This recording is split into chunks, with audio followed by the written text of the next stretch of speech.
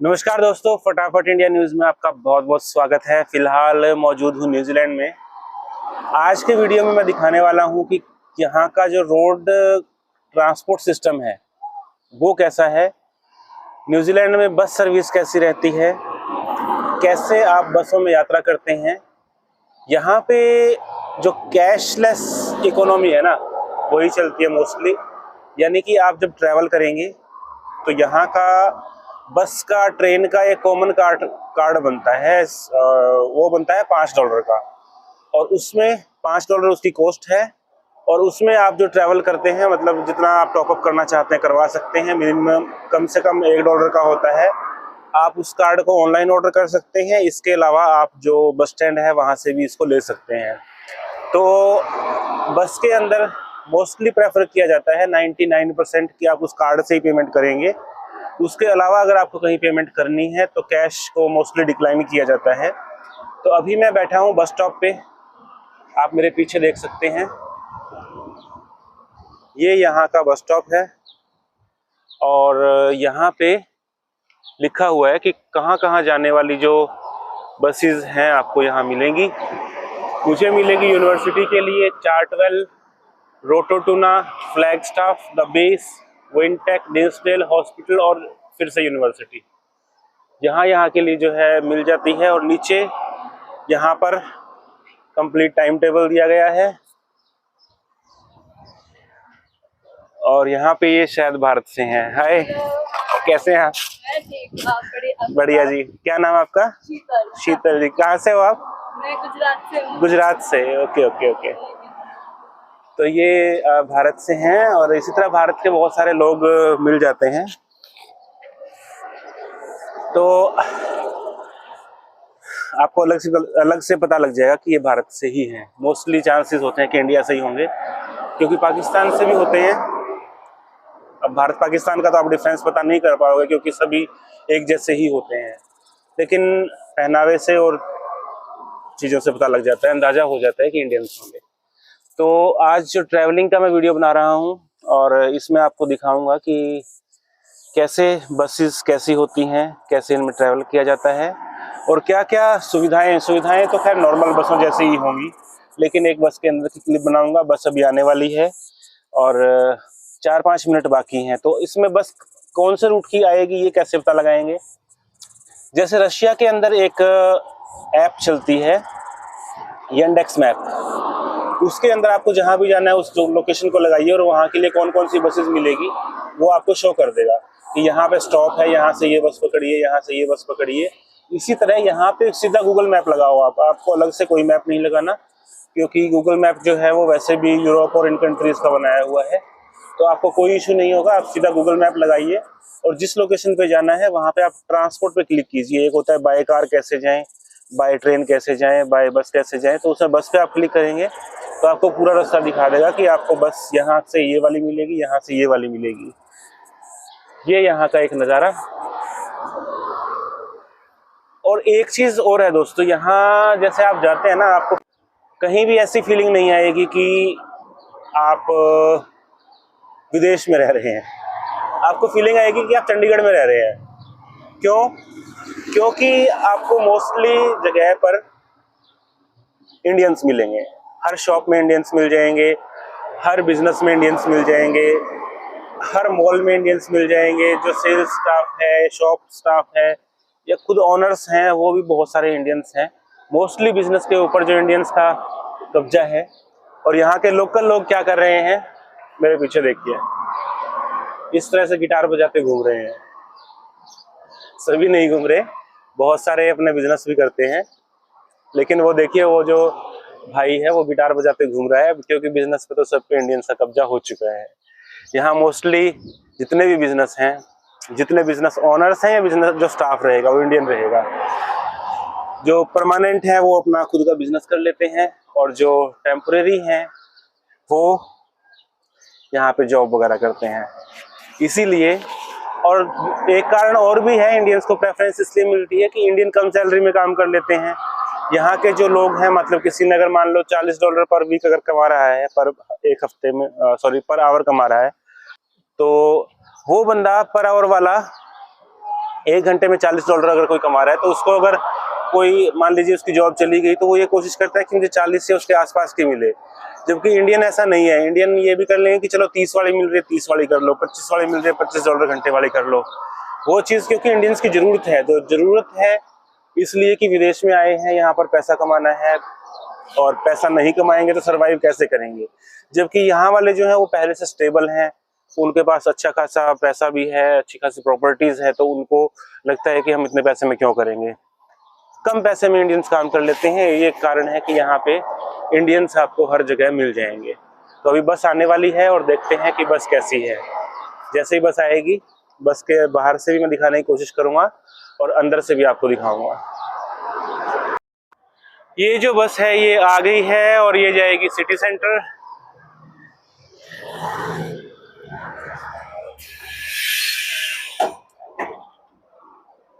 Can I pay by cash? Thank you. $4 city centre. और तो दोस्तों ये है यहाँ का ट्रांसपोर्ट सिस्टम, बस और बस के अंदर का सीन।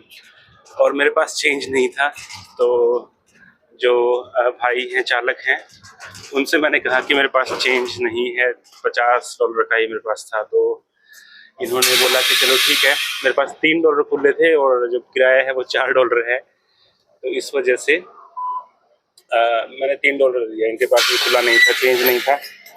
ये खुले वाली समस्या अपने इंडिया में भी बहुत होती है, यहाँ भी होती है। ये बोलो यार मैं कहाँ से खुला लेके आया।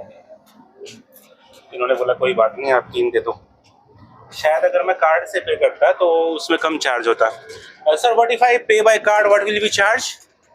If I pay by card, what will be, is there any difference in fare और not? If I pay by card, yeah, is there any difference between what will be fair for city center by card? Call center office. Yes. You can buy. Okay, but what will be fair? Like how much it will be charged if I pay by card? $2. $2, all right. तो इन्होंने बताया है कि अगर मैं card से पे करता हूँ तो $2 मेरे लगेंगे। ये देखिए यहाँ पे ये भी फिलीपींस से मुझे लगती हैं। तो अगर आप नगद भुगतान करेंगे तो आपको ज़्यादा देना होगा, और अगर आप कार्ड से करेंगे तो आपको कम देना होगा। आधा डबल का फ़र्क पड़ गया सीधा। तो ये यहाँ का फ़र्क है। और एक चीज़ ये है कि यहाँ पे ईमानदारी बहुत है। आप मेरे आगे शहर का नज़ारा देख सकते हैं और पीछे बस का नज़ारा, इसीलिए मैंने दोनों कैमरा ऑन किए हैं। ये है बस से शहर का एक नज़ारा। बस के द्वारा जब आप यात्रा करते हैं तो कैसा यहाँ का नज़ारा है। पैदल आ पाएंगे तो इधर से आ सकते हैं, लेकिन बस के लिए प्रॉपर रास्ता फॉलो करना पड़ेगा। और मैं पैदल ही आया हूँ, मतलब सिटी सेंटर 4 किलोमीटर है और मुझे पैदल चलना अच्छा लगता है, तो 4 किलोमीटर मैं पैदल चलता हूँ। 4 या 5 किलोमीटर होगा, तो मोस्टली मैं यहाँ पर पैदल आता हूँ। आज मुझे यहाँ के ट्रांसपोर्ट पर एक ब्लॉग बनाना था, इसलिए मैंने चुना कि मुझे बस से आज यात्रा करनी चाहिए।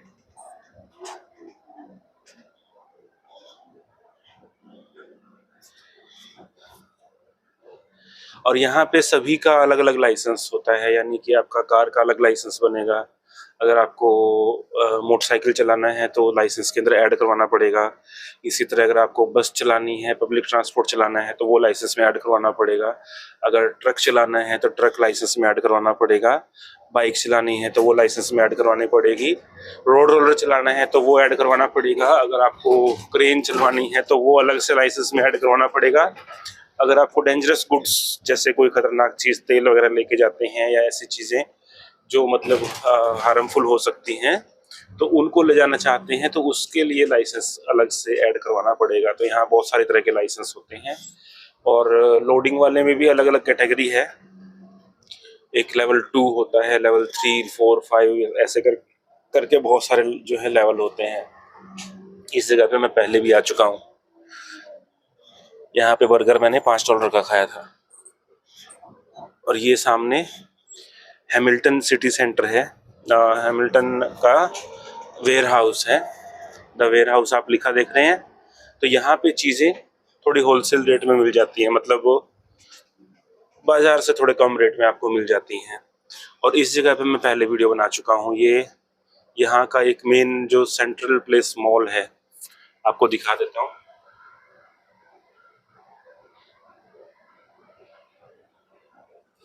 ये मेन सिटी का जो है मॉल है और इस होलसेल मार्केट का यहाँ से एंट्री है।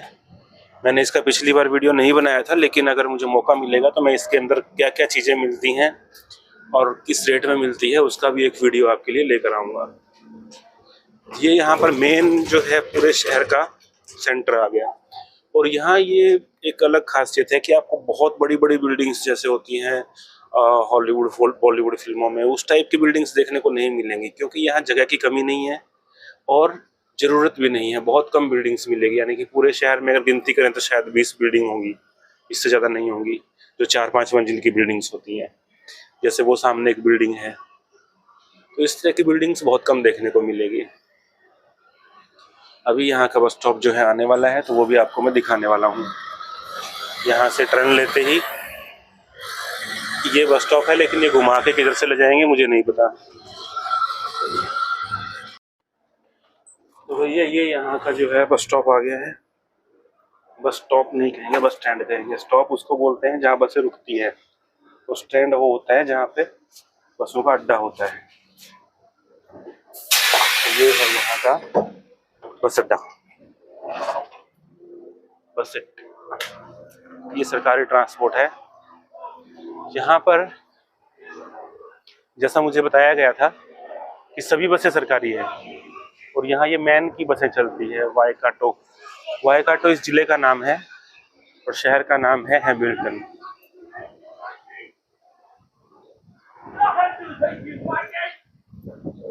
ये भाई दारू पी के गर्म हो रहा है, मुझे लग रहा है कोई।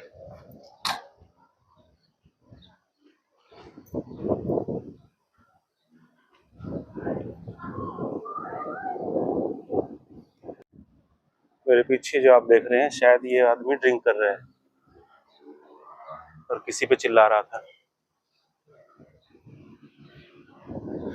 तो ये चीजें बस स्टैंड पे ड्रिंक कर रहा है, लेकिन मुझे लगता है यहाँ पे टॉलरेट नहीं होती है ऐसी चीज। आप पब्लिकली ड्रिंक कर रहे हैं तो पकड़ लेंगे पुलिस वाले, हर जगह ही पकड़ लेते हैं। अभी मैं मेरा कार्ड देखता हूँ और आपको दिखाऊंगा कि कार्ड कैसे बनेगा। ये बस स्टैंड के अंदर का सीन। और यहाँ पे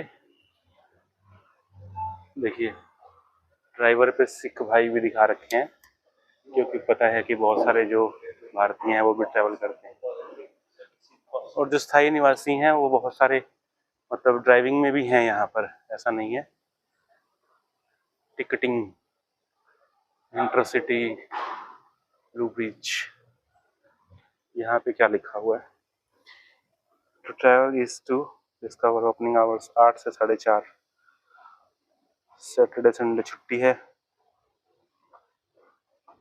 Saturday Sunday and public holiday 9 बजे खुलेगा। अच्छा, मतलब 1 घंटा लेट खुलेगा। If you have reached us outside hour opening hours and wish to book itinerary tickets. अच्छा, यहाँ से वो कर सकते हैं बुक है। हाय,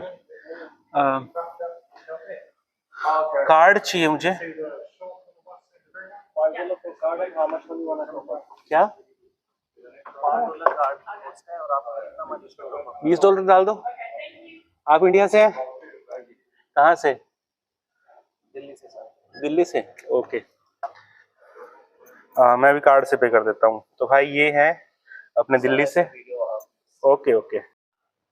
तो ये जो भाई है ये भी इंडियन थे और इंडियन हैं, मतलब दिल्ली से हैं। ये मुझे यहाँ का कार्ड मिला है और इनसे मैंने कुछ जानकारी भी ली। ये पीछे से आपको दिखा देता हूँ, ऐसा कार्ड होता है।